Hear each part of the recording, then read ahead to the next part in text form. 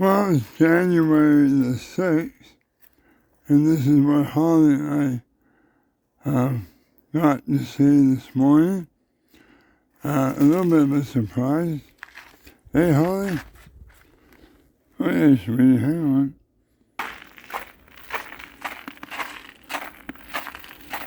Yeah.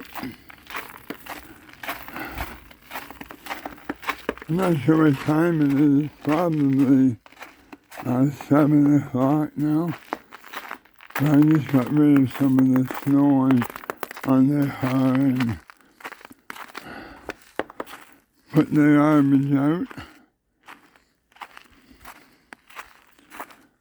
But this is worse than the snowstorm that we had on Boxing Day.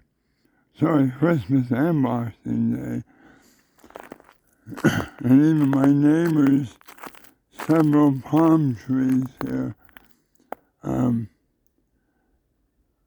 still standing, so I guess they're okay. But anyway, this is White Rock. Bye.